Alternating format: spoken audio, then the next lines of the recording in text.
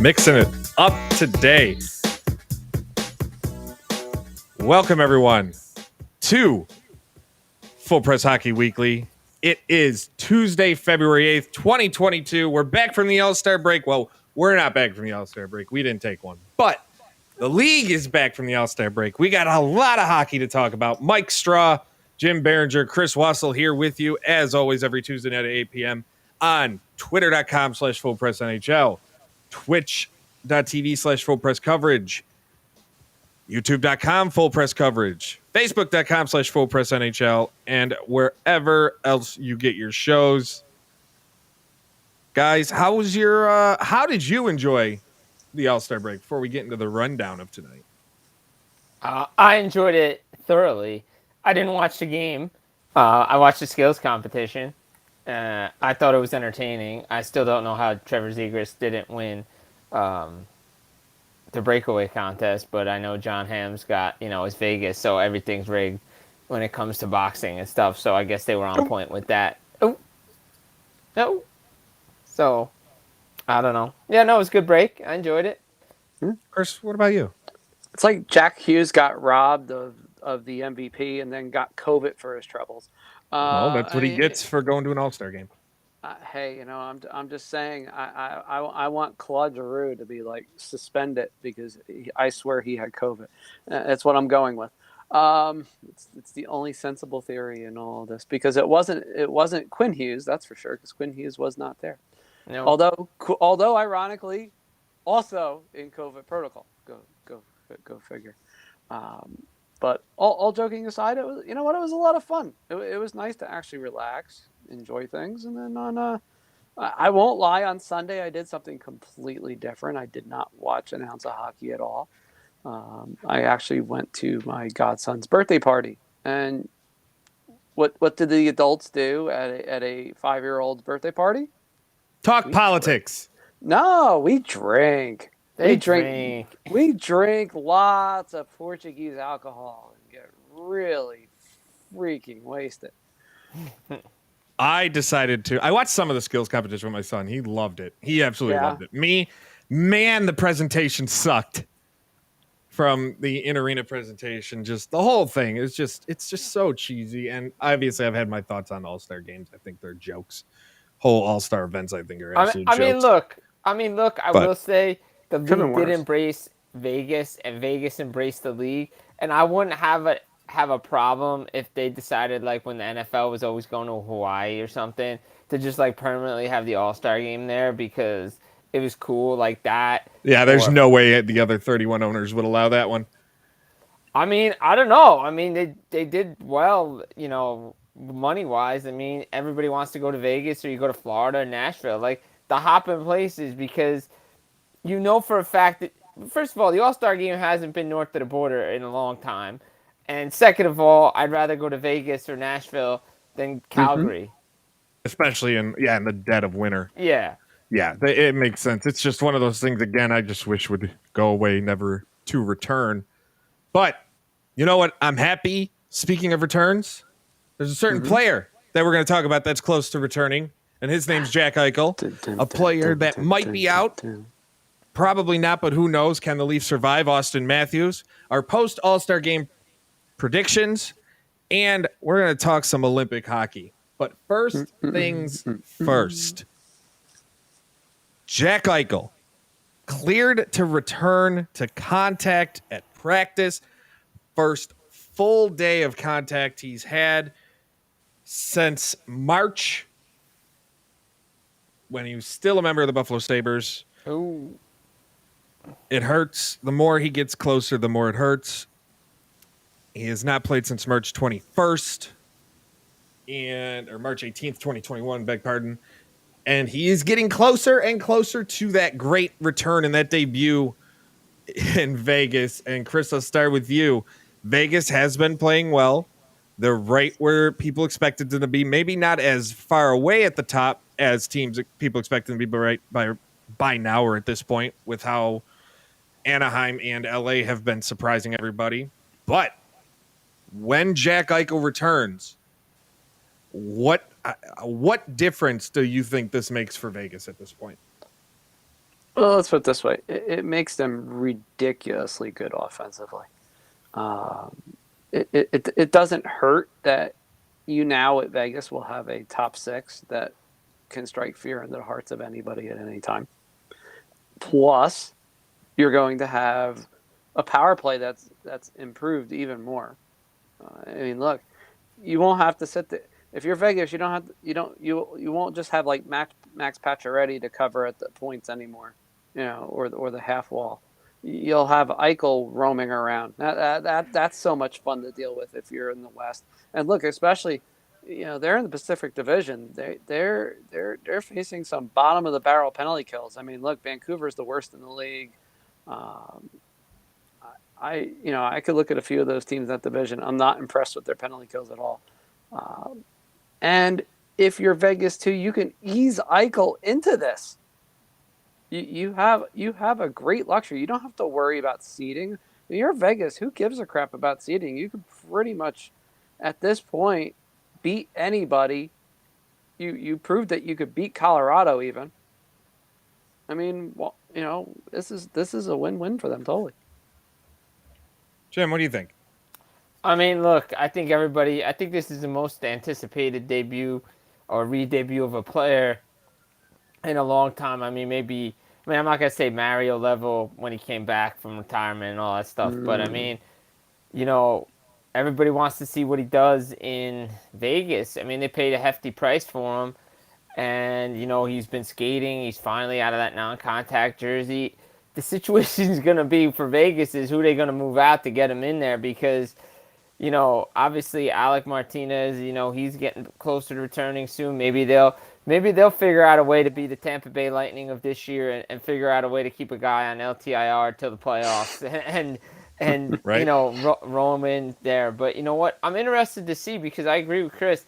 The big thing Vegas problems were in the last couple of years, when they got eliminated in playoffs, was scoring goals. Like their offense just went away, especially on a power play. And Um, and it's crazy to think that all season long they'd be going so strong, and then come the playoffs they run into a hot goaltender, and it's happened the last 2 years. So you know what, having a guy like Eichel, Mike, this guy can go on a run with scoring goals, and he just isn't a goal scorer. He can set up guys too, and this is going to be dangerous. Pete DeBoer has a nice weapon he's getting back. This is like as it gets closer, the more sad I get, but the more excited I get to see what he does on a truly special team. Because there's no doubt in my mind he can come in, and because of the type of player he is, that there's no doubt in my mind that he can come in and immediately be their number one forward. It's just that's the type of player he can be. He can take over and just be that. Will he? I'm gonna say no, I know because of what he's coming back from, but it wouldn't surprise me if by postseason we're seeing the dominant Jack Eichel that you saw flashes of in Buffalo when he was doing it with nobody. And now imagine him on a line with a Pacioretty or whatever. In practice, he's been. I mean, it's insane to think about. It's going to be really fun when he gets back on that ice. And when you're looking back, there's no timetable on his return yet. But when you're looking at his schedule, they play the Oilers tonight, obviously. Calgary tomorrow, probably not going to be there. Then they have home games against Colorado on the 16th, LA on the 18th. I could see like the 18th being there. And we'll see what happens. But we're going to cut in some breaking news here. Tuukka Rask, thanks to Chris for sending it. Tuukka Rask is out again. But this time, he will not be coming back, as he's reportedly, according to The Athletic, finalizing his retirement decision in the next few days. And that's not surprising. He should never came back, to be honest. He had a good career, but you got to know when it's time to hang him up, and it took him trying to come back and being out again to realize that. Well, I mean, I think this all goes back to the bubble. played in the bubble only a couple games and decided he needed to go home and didn't want to be with he wanted to be with his family. Put that over that. I know a lot of Bruins fans were not happy about that. You know, a lot of people question whether his heart was in it, and I always questioned why he was coming back now. I mean, you know, coming off a hip surgery, you know, and the fact of the matter is he just didn't look good. And I know goalies with hip surgery, it just takes a long time to find their game. And maybe his heart and head wasn't in it. I mean, he's been a great goaltender. You know, he may not get the respect he deserves in Boston, but he carried a lot of those Bruins teams to playoff runs, you know, especially those 2 cup runs that they had. And it's not his fault that they didn't win. You know, 2013, you know, 13 seconds, you know, that's all it took for Chicago to win. And in 2019, they had Game 7 at home, but the Bruins offense just couldn't do anything against St. Louis.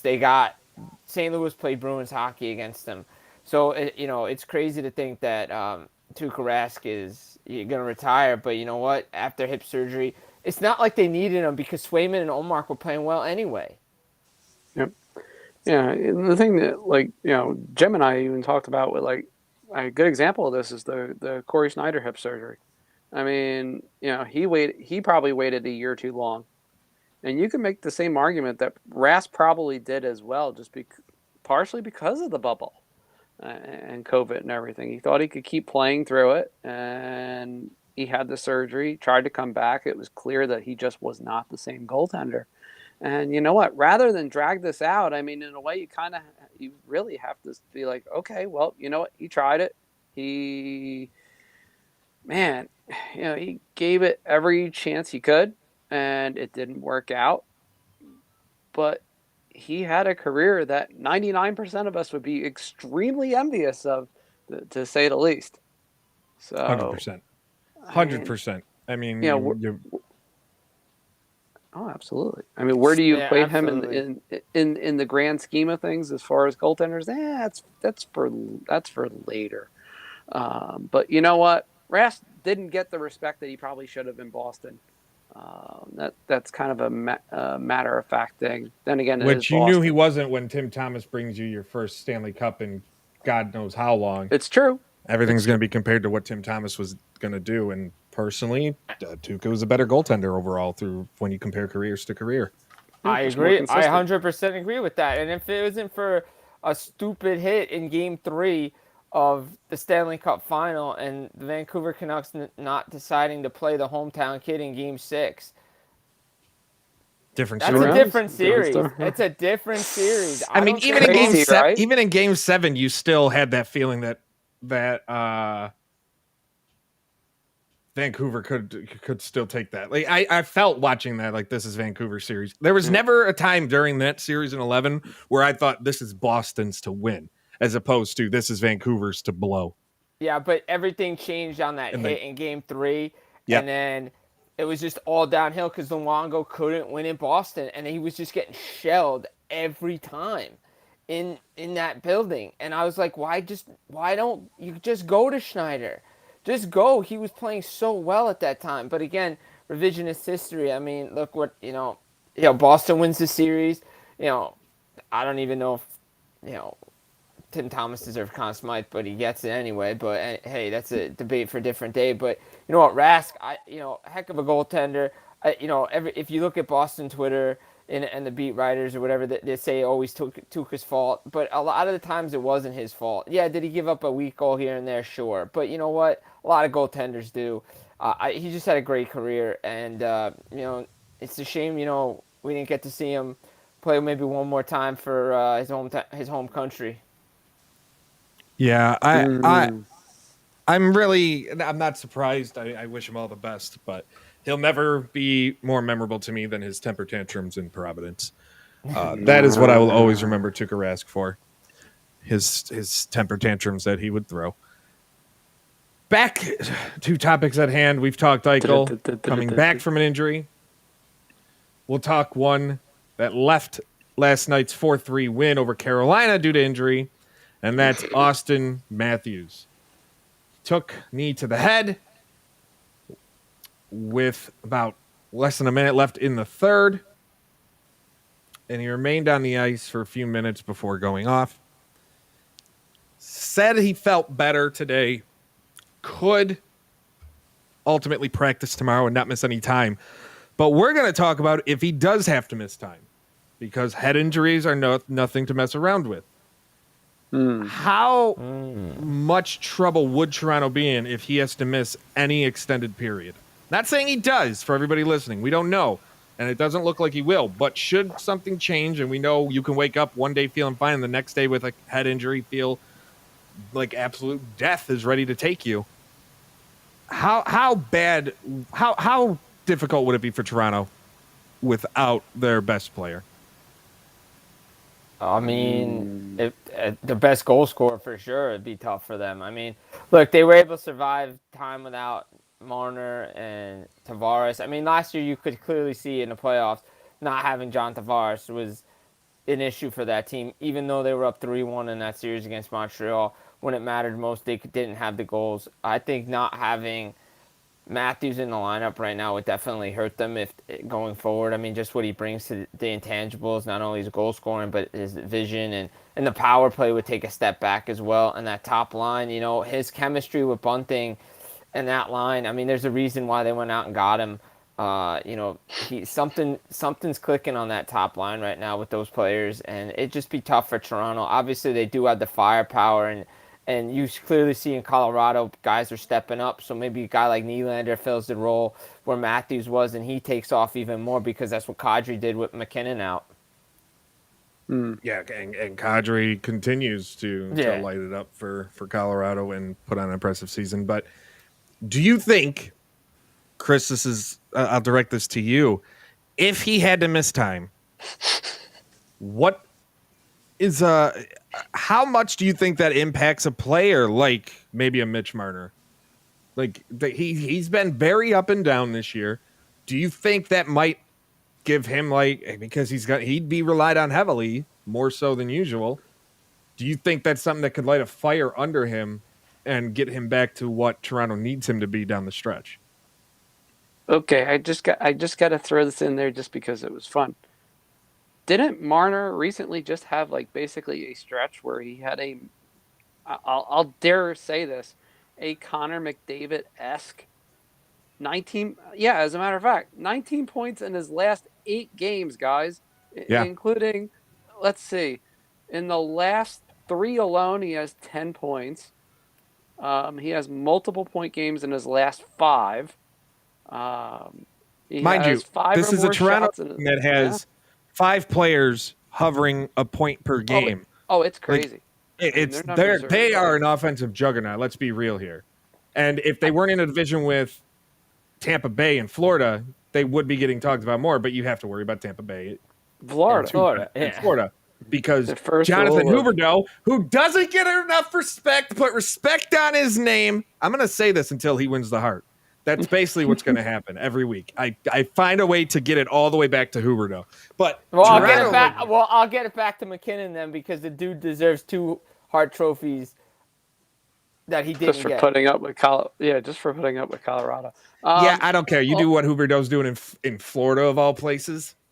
Hey, no, but when Huberdeau can fire 3-4 pucks a night and hit the net, let me know. Because that's the only thing that keeps. You know what? You're the one. Your opinion doesn't matter with your thoughts on the 2022 Jack Adams Coach of the Year, Gerard Gallant. He ain't winning it. I don't care. I'm speaking that into existence too. Every week. He's gonna try so hard. And that epic player named Chris Kreider, Mr. 50 goals. God. 50. I'm gonna speak that into existence too. 50. Hey, if I gotta go personally and injure him, I will. that's what you call mercy killing at that point. All joking aside, guys. I mean, you look at what impact it could be, and it could be nothing. I mean, it really could. He could be right out there the next game, so we don't know. But yeah, he could be fine. And even then, look, you got to remember with this 2-week sort of quasi weird schedule, it's not going to have as much of an impact as it normally would if this was, say, right before the trade deadline and we had a normal NHL slate, normal NHL slates. We just don't right now. We have these 4 and 5 game nights, and teams are off for sometimes a week, or they play like once, unless you're like the Devils or Senators and you play what seems to be every night. So it's not as big of an impact now as it would be, say, if it was in the end of February or into March. And Toronto's actually fared pretty well when Matthews has been out of the lineup for various injuries. They, guys have stepped up. Tavares being one of them, Nylander, Marner. All those guys have stepped up when he's been out of the lineup. Over the numerous injuries that he's had over the last couple of seasons, especially when he had that wrist injury. So Toronto, they have the firepower. The big key for them is going to be defensively. Can they hold up? They miss Jake Muzzin. Absolutely. They need him back in the worst way. Like, at this point, you shut him down until the playoffs, and you make sure he's as healthy as can be going into the postseason, because, man, do they miss him. Oh, yeah, 100%. Yeah. You're going to have to consider shutting him down for periods between now and the end of the regular season. Yeah, I think at this point, shut him down for you're going to make the playoffs anyway. Well, right. I mean, yeah, and you're almost 20 points ahead of being out of the wild card. They're really, I mean, if you think about it, guys, they're almost locked into the seed where they're going to be. Yeah, pretty much. I mean, this happened a couple of years ago when they played Boston. I think we were in January and we already knew that they were playing Boston in the first round. Yeah. You're looking at Toronto, Tampa, and in the hardest game to see who has the puck in NHL history. Because I still don't see, as good as Tampa is, I still don't see Florida letting go of that division, because it's their division. Florida. Yeah, but again, Florida got to get out of the first round. Yeah, they haven't been out. I don't care about the first round. I don't care about the first round. I'm talking about the division. He's not worried about that now. No, I'm just talking about seeding and things like that. I mean, if the way the playoffs shape up right now in the East, the first round matchups are so damn fun to me. Oh yeah, 100%. Toronto, Tampa, Rangers, Penguins, Carolina, Washington, and then Boston and Florida. Like, give me that all day. Oh, that'd be awesome. That'd be great viewing television. That'd be great. Every night those games would be awesome. If the seedings and we could lock it in, like, these are the seeds the rest of the way, I'm good for it. I am good for it. The West is just as fun. And this kind of, after I touch on where we sit there, we'll move into our post All-Star break thoughts and where we think things going. But the season ended today. The West matchups would be just as fantastic. You have Nashville, Minnesota. You have an Orange County battle in LA and Anaheim. Holy hell. Oh, yeah. You have Vegas and St. Louis and Calgary, Colorado. Ooh. Calgary, Colorado would be the highest scoring series, I think, in that first round. Yeah, absolutely, 100%. Because I don't see Colorado's goaltending in the playoffs being as reliable as it has been, and I don't see Calgary's offense being as piss poor as it has been for a lot of time. And it would also be a damn shame to not have Connor McDavid and Leon Draisaitl in the playoffs, but that's what you get, Edmonton. When you bring in your retread trash. Like everybody else. Wait. Did anybody start doing math though? I don't believe in math. It's against as a computer scientist, I don't believe in math. But there's this really evil thing called points percentage that we have to consider. Sorry. That means one of Anaheim or LA would be out. Yeah, right now if we're looking at points percentage in the Pacific, Anaheim would be the team on the outside. I know. We all want Anaheim in. I mean, even though Anaheim in. I used to not like Anaheim. And I think the reason I didn't like Anaheim is solely the aesthetics. God damn, do they have the worst color scheme in sports. I hate black and silver too. But holy hell. Yeah, let him go. Oh boy, here we go. My rant? Just let him go. This is Mike Saves the World on Tuesday. All right, just there you go. No, that's coming. I'm just gonna get this right here. Just let it go. And we're good. Okay, yeah, we're good. And go. But I mean, to be fair, Trevor Zegras and John Gibson, they deserve to be in the playoffs. And one last run for Ryan Getzlaff would be pretty cool too. But change your colors. That I'll leave my rant for Mike Saves Hockey on Fridays. Full press coverage. Might actually be able to crash this one this time. I just won't let people in. No, I'm kidding. So that's where we sit in the West. All of these first round matchups at the season end would be really fun to me. This isn't going to be how it ends, though. So I'll start with you, Jim. What major shakeup do you see happening at some point with a team going hot and getting into the playoffs, a team falling off the face of the earth? Something. What do you think happens or see happening as we are past the All-Star break and get down the stretch? I mean, I think the 2-3 matchups in the East are pretty locked in. I really don't think. I don't really see the Rangers winning the division, to be honest. I think it's Carolina's division to win or lose, however you want to look at it. I just think Penguins, Rangers, and same within the Atlantic. I just figure out the seeding on who's got second, who's got home ice. To me, I think it's the Pacific, to be honest. I think Calgary's going to make a run and get back to where they were at the beginning of the year, back in second. I think they'll fall behind Vegas in the Pacific. And I think LA is going to be the team on the outside looking in when it all said and done. But don't sleep on Dallas. There's something about this team that if they can get hot, the way Pavelski's playing, if they can get the goaltending, I wouldn't be shocked to see them in the playoffs. Yeah, but see, that's what everybody thought last year because towards the end of the season, they were the hottest team in hockey, and then they go and lose to the bottom 4 teams in the West. Yeah, I mean, at one point they got just demolished. Who was it? There was a team. I want to say it was. Well, they played this. They pretty much played. I think Chicago. It was Detroit. Yeah, they had Detroit. They had a 3-4 to Detroit, and they lost all 3 of them. Yeah. I mean, Dallas had a tough loss before the break. They were up 3-1 against Calgary. They should have put that game away. Oh, that was brutal. 4-3. So, I mean, but Dallas has too much talent not to be in the mix. But the Central's so tough with the Blues, with Colorado, with Minnesota, with Nashville. It's just, I don't know where they're going to get in unless they get a 5th team in somewhere. They're just going to have to try to get a wild card spot, and maybe the team that they pass is LA. You know, I just don't see LA holding on. That's the one team for me that I could see just coming out of this thing.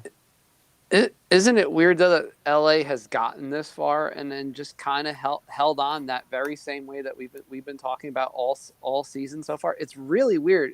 What has made them hold on probably eventually is what does them in. Yeah, it's really crazy. You know, well, it's like that with Chicago last year. They were holding on, and then they just hit. And that is kind of what. Yeah, I don't know. Like, I don't want to see LA fall off because I have like the rebound story of Jonathan Quick and Anze Kopitar, but unless they stop playing this cat and mouse game with Quentin Byfield and let him just play.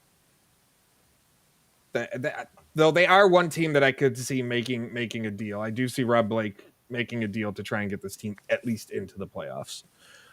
But they do need some scoring because they are, of the playoff teams, the lowest scoring team, and it's not even close in the West. Like 136 goals for, 130 against. I mean, Anaheim's kind of right there with them goal differential wise, but LA, they just have no offense at all. All their offensive players are old, and they like you really hope they let Byfield play and they let him get top line minutes. And we talked about it last week, and he can provide the spark that they need because I think if he can pick things up and go. And to me, that's as good as a trade deadline acquisition. I agree. I mean, the interesting thing, like in the Central, is like a lot of these teams that have free agents, are they going to use them as own rentals? I mean, case in point is Philip Forsberg with Nashville. I mean, the guy still doesn't have a new contract yet, and they're only Time's resuming. Time is ticking, and the deadline's coming close. But they're not going to trade him. They're going to use him as their own rental. But I mean, how do you have this guy not locked on under a new I personally contract? think though they end up. I still don't think he leaves at the end of the day. Neither do I. But it's just amazing that they give all this money to guys like Johansson and Duchesne when Forsberg is clearly a better player. Better player, younger. Yep. Hunger scores on Tuesdays. Yeah. Taco Tuesdays. Loves tacos. I mean, The fact that continues to be a trend is absolutely phenomenal to me. It might be my favorite current hockey thing. I mean, I know in Nashville they now have a Nashville hot taco. Yeah, he is not playing tonight. No Nashville tonight. No Sadly Nashville tonight. No, yeah, Nashville we tonight. are sad to report that there is no Nashville. We'll just start a segment. Taco Tuesday watch. Taco Tuesday watch. That's it. I tell you guys, that started out so innocently and so horrible too. It's just like people are like, "Who the heck is this rookie?" And I'm like, "Watch this rookie score a goal!" And like, not even 5 seconds on a fantasy hockey show later, he scored, and it just stuck. Well, it's funny you forget that he was drafted by Washington. It was part of that Martin Erat trade. It one feels of the like worst he's Washington Capitol trades. He's definitely been with the Predators. He feels like he's just a homegrown Predator, but he isn't. That Philip Forsberg trade with Washington and that was the damnedest one-sided trade I've seen in top 5 worst trades ever in NHL history. I won't say worst because one team really won on it. Oh yeah, I mean one-sided. Yeah. One-sided. When I think of worst, I'm like, these two teams traded and both players were terrible. Zach Cassian for Cody Hodgson. That's a terrible trade. Like why? Or Paul Gostad for a first-round pick. That is bad. That's so bad. Those are the deals that sit in my head of bad trades, and it's only a bad trade because the Sabres, don't know how to use draft, have not been good on draft picks, not named Jack Eichel or Rasmus Dahlin, and probably Owen Power, and I wonder why, because they were at the top of the draft. But in the East, so we've talked about the West. Before the West, Minnesota is one team. Do you think they're a team that could pose a serious run come playoff time, or do you think they need to go out and get another piece or two? I think they're a threat. I think they're going to look to add, though, at the deadline. I think they should add. I think they should add the center or another forward because, as much as the great story is of Ryan Hartman, I think they need more than just him, Kaprizov, Zuccarello doing his thing. I think, look, they took Vegas to the limit last year in the playoffs.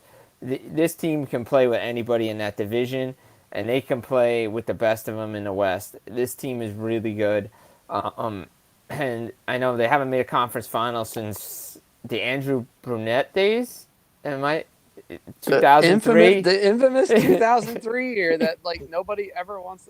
People talk about 96 as being a dead puck year. 2003 might have been worse. It might have been, but Minnesota, they always ran into Chicago in either the first or second round, Colorado, those teams. But just something about Minnesota this year. It says they could go on a run, especially the way Kakkonen's playing. Do you think I don't see this happening because they're fighting, and you talk about rentals, and I think maybe Matthew Tkachuk is that in Calgary. But do you think Calgary could look to move a player like Tkachuk at the deadline? And I think Minnesota might be a perfect fit. Would they trade within the conference at this point in the year? Probably not. I think that if he's dealt, it might be a rights thing in the offseason, and they use him as a rental. But if I'm Minnesota, you at least have to put out that call, right? Because I feel like he's a perfect player for what Minnesota might need. That's only if things break down enough. And right now, at this moment, as far as what contract negotiations are going, at least what I've seen and what I've heard, the chances of that happening are about. I can't get any smaller than this, unfortunately. So right now, Yeah. at least, it's very slim. But at some point, I mean, if it's out there, you have to kick the tires at it. It's like you have to take a shot at it. I mean, you have Kachuk. We'll stick with Calgary for a minute longer. You have Kachuk and you have Gaudreau. One's an RFA, one's a UFA at the end of the year. Yep. What's Calgary to do with both currently unsigned? Like, you can't sell your fans that you're trying to win, even if you're in a wild card spot at the moment and you make the playoffs. You have two of your two best known forwards, and you're potentially losing one, if not both, depending on how things go. What is Calgary to do down the stretch here? Do you think they lock up at least one of them before the season ends? Do you think they move one of them? Like, they saw the fans saw things kind of go down with Sam Bennett the way he left, and then he goes to Florida and he has success in Florida. But do you think that kind of might have the Flames going, we can't let this happen again? I think so. I mean, look, they're probably going to lose one guy. The thing is with Calgary is they already have $50 million tied up in guys for next season, and they only have about 32 point something million left in cap space for next year. And the issue is if they pay Gaudreau a high 30 mil salary to fill 12 spots. Right, 30 mil to 12. So you give $9 million each to those guys. Not to mention you have Andrew Mangiapane to pay, and then you have to fill out your depth. There's not going to be a lot of money left to pay other guys to fill out a roster. So you're probably losing one guy. But you could only sign Kachuk to a 1-year deal and let him walk the following year and just deal with it next year. It all depends on where the Flames are in the standings. If they jump out of the second wild card spot and move up in the division, they're not doing anything. They may even look to add a forward, which I think they need to do. And they could maybe bring back Mark Giordano. That's another possibility with the Flames. Kyle I brings agree. up a good point here. Yeah, I mean, Now pull a Buffalo with Briere and Drury. That, granted, I would say, and this might be just my rose-colored glass, my biasness, Briere and Drury at the time were much better players than, especially, I think, Briere. Briere, if you look at it, though, Briere was the Gaudreau and Drury was the Kachuk. Yeah. But you knew Briere was going to still be dominant when he left, whereas Drury, you kind of knew he was at his ceiling. Yeah, I mean, I think Kachuk has more left, and I think he has a higher ceiling than Drury did, and I think Gaudreau definitely has a higher ceiling. Yeah, you also look at the ages, yeah. Yeah, but I think that, I think Calgary, I don't even think they do anything at the deadline with these two guys. I think it's just going to be off-season stuff, and you might just have to go 1 year with Kachuk and deal with it next year. And then Gaudreau, you're going to see, no doubt he's going to test the market. He does want to come east, but I think if you're going to lose anybody, it's going to be Gaudreau. But again, if they're in this position at the deadline and there's an offer on the table, you might think about it. I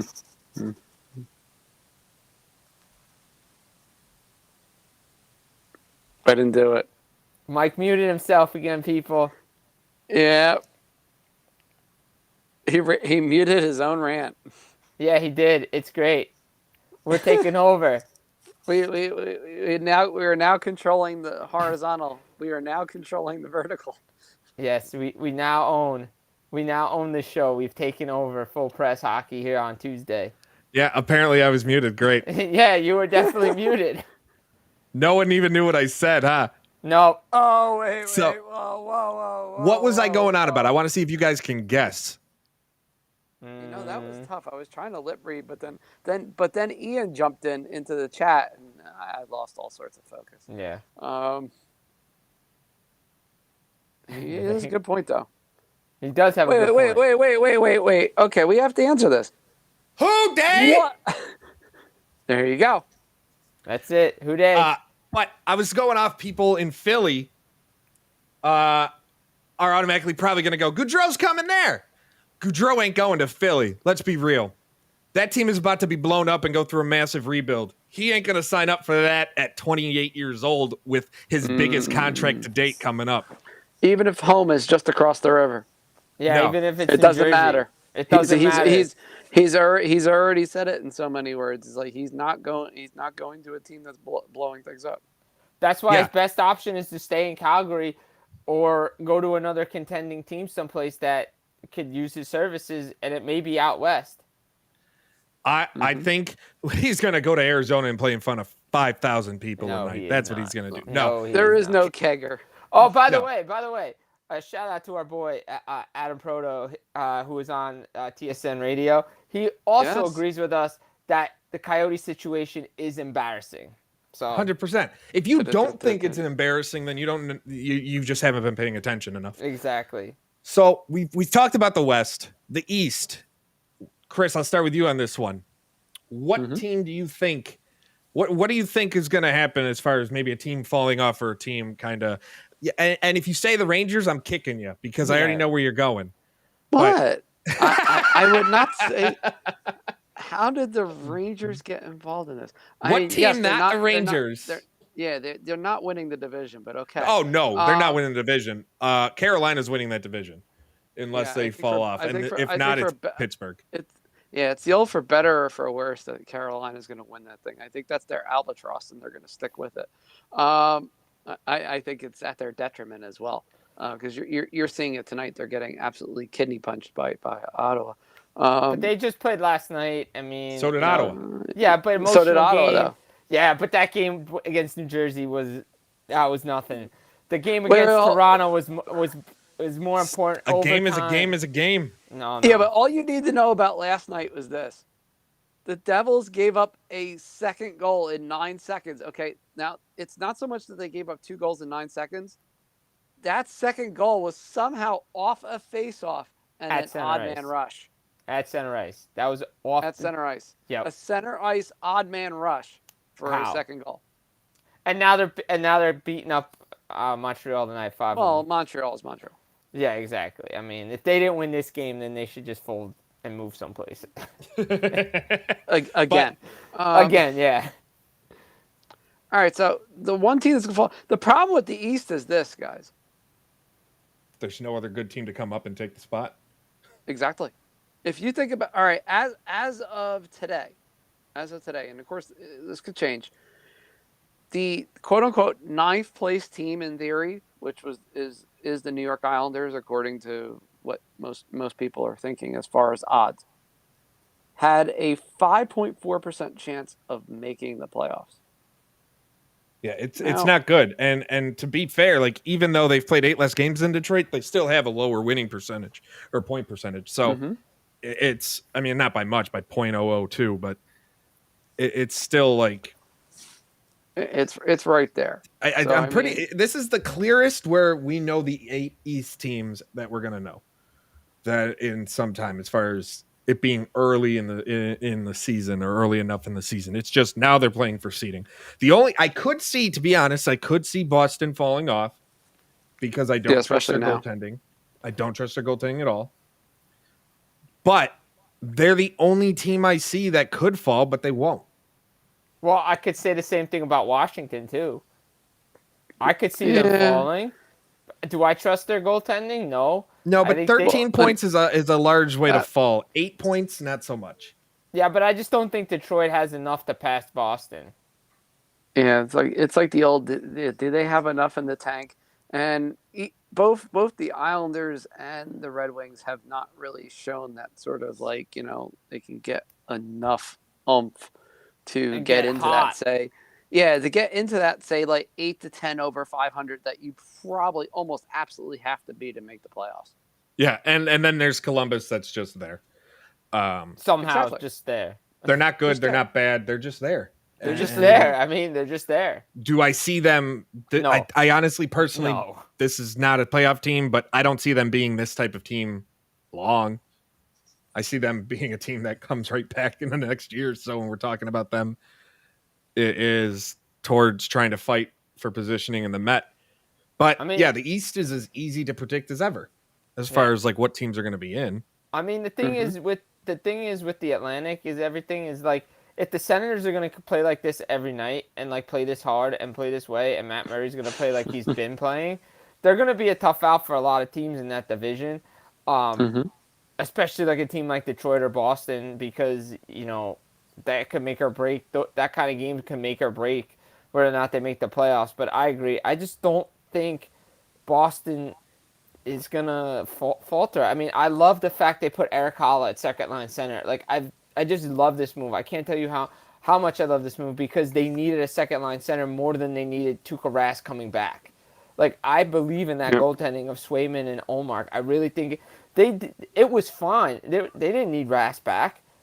I mean, it would have been great if he could have played the way he did, but you could clearly see he wasn't the same player. But having Holla there and dropping Pasternak has given this team so much more depth.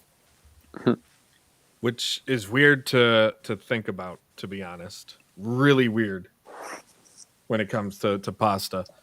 But imagine if they did that with Krejci. If Krejci was there and they put the two checks together. Yeesh. Okay, so we're starting to wind down here. Olympics are here. Hockey is here. We've seen the women. The men start tomorrow. Tonight, tomorrow. Whenever. What? We got our first glimpse of U.S.-Canada last night. It was a fantastic game, even though the score wasn't what we wanted. I thought Canada was going to win that game. Yeah, but I don't care what you thought. Were you rooting for Canada, Jim? No, I wasn't, but I thought they were going to win. Exactly. That's what I'm talking about, you Benedict. I just thought they were going to win. You Benedict Biringer?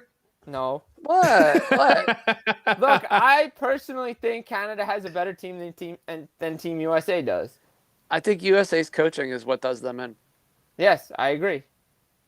4 years ago, they won in spite of their coaching. If you ask anybody that is in tuned remotely with women's hockey media, they will tell you, like, just flat out how much of a mess the U.S. coaching staff has been over the past 4 to 5 years, and yet they've managed to win in spite of it. That's just proves how talented they are. Or as I like to call it, they have Terrianed it.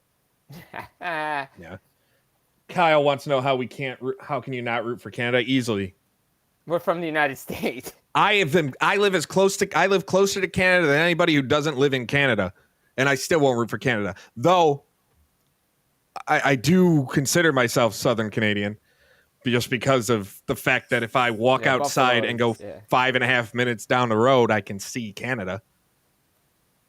And then I'm like reaching out going like, can I get in? Can you hear those truckers in Ottawa? Oh! Thank God I can't. Come on. I won't get into that on this show. That's for sure. I had to. I ain't getting into that on this show. Hey, come on. I mean, where's Murray when you need him? Mike could have hit us with the nursing home. He could have. Yeah, he's true. He could have. He really could have. That's true. He could have. Yeah, he could have. That's true. No, we have zero answer for that. All right. So Kyle asked a simple question: how can you not root for Canada? Okay, I'll give you 2 concrete reasons. One, pork roll beats Canadian bacon 9 times. Well, yeah, out of it's 10. just ham. That's 1. Yeah. Okay. 2. Two. Go win a freaking Stanley Cup already. You haven't 3. won one in how many years? Bagged milk. Yeah.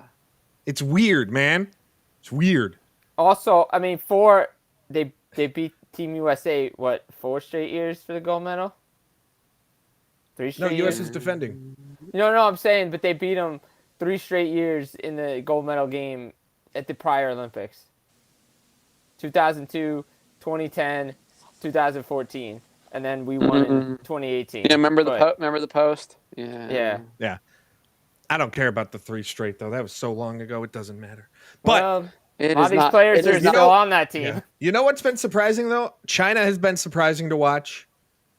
I to be honest, but it's clearly a 2-team show. That's just what it is and then what it All right. will be for a Now, while. now, Well, guys, real fast, because obviously this doesn't start till tomorrow, which is it's still crazy to me that the men's tournament doesn't even start until tomorrow. While the women started before the opening ceremony. Yeah, a little weird, and yet they don't end that far off from each other, which is really funny. I mean, if you look, it's like, oh, how'd that happen?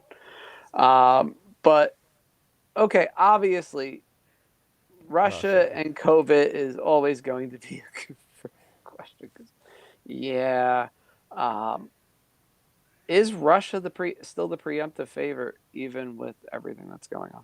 On the men's side of things? On the men's side, No. Or I should say the Russia Olympic Committee, because they're not. Yeah, that's a whole nother thing.